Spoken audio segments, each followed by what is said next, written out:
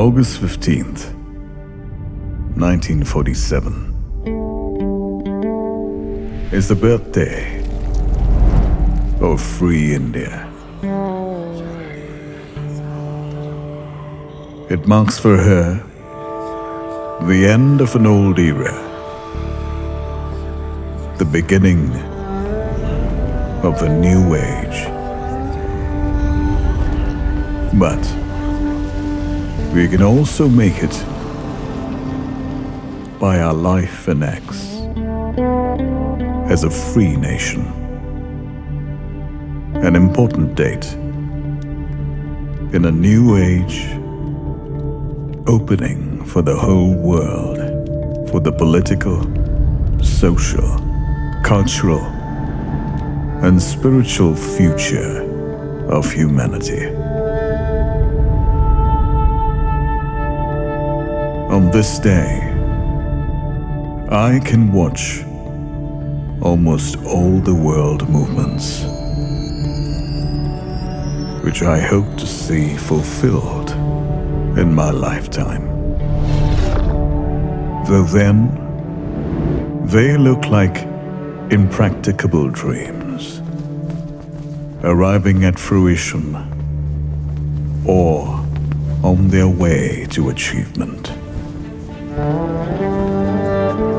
In all these movements, free India may well play a large part and take a leading position.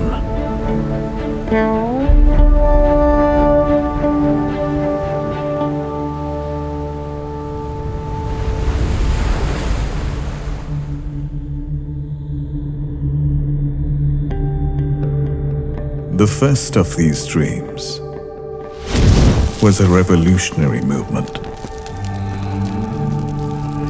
which would create a free and united India.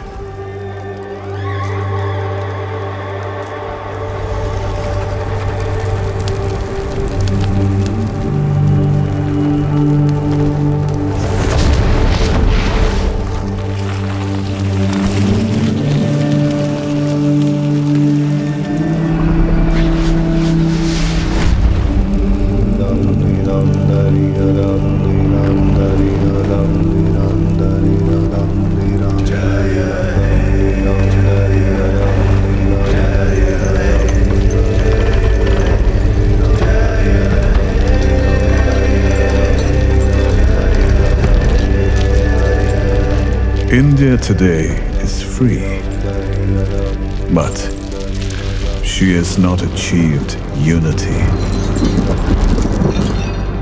Unity may finally come about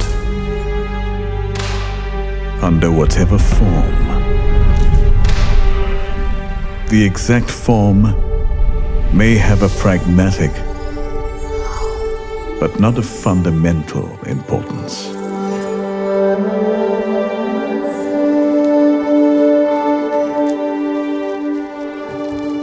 But by whatever means, in whatever way, the division must go. Unity must and will be achieved, for it is necessary for the greatness of India's future. Another dream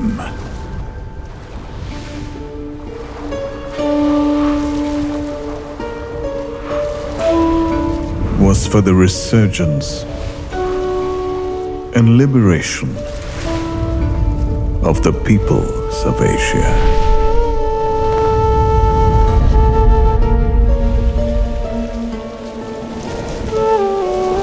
And her return to her great role in the progress of human civilization.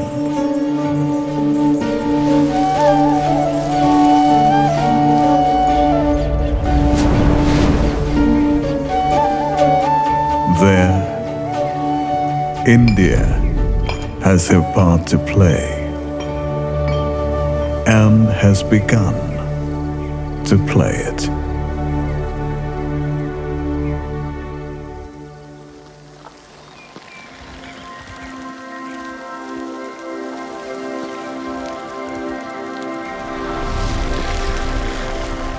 The third dream was a world union, forming the outer basis of a fairer, brighter, and nobler life for all mankind.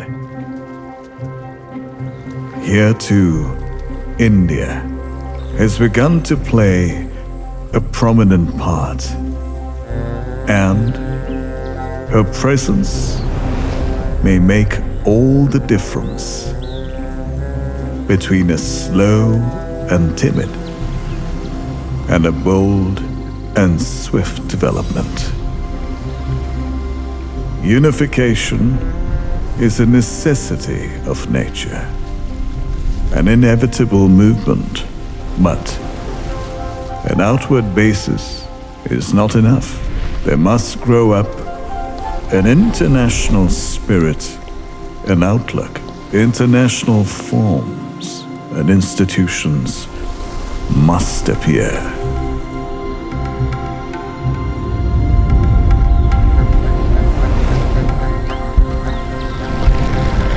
Perhaps such developments as dual or multilateral citizenship, willed interchange of voluntary fusion of cultures.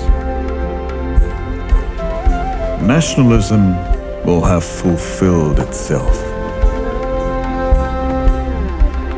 and lost its militancy, and would no longer find these things incompatible with self-preservation and the integrity of its outlook. A new spirit of oneness will take hold of the human race. Another dream, the spiritual gift of India to the world, has already begun. That movement will grow amid the disasters of time. More and more eyes are turning towards her with hope, and there is even an increasing resort,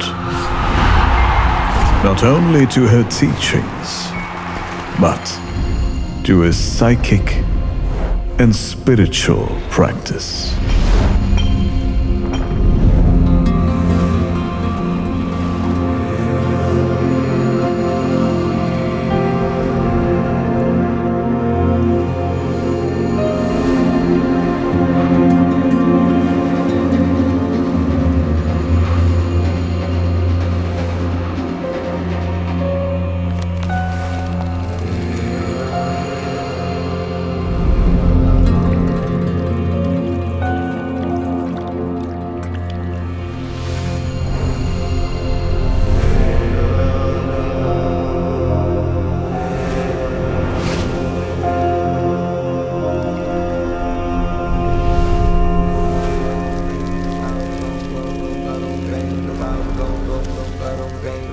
The final dream was a step in evolution,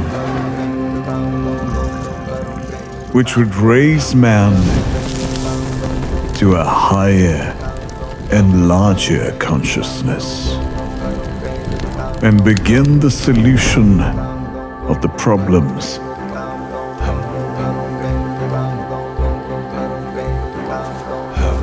which had perplexed and vexed him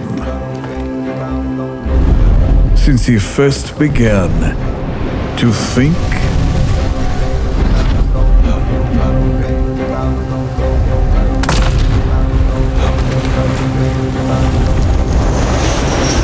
and to dream of individual perfection and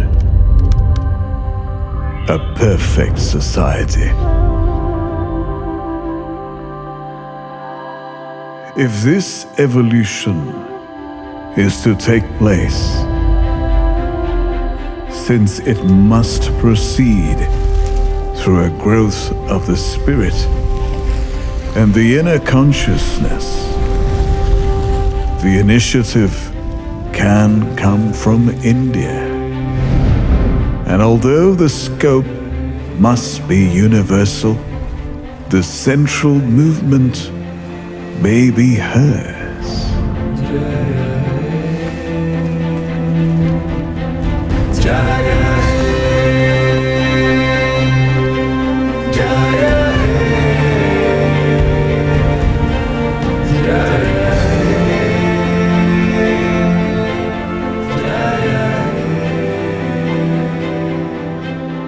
Such is the content which I put into this date of India's liberation. Whether or how far this hope will be justified depends upon the new and free India.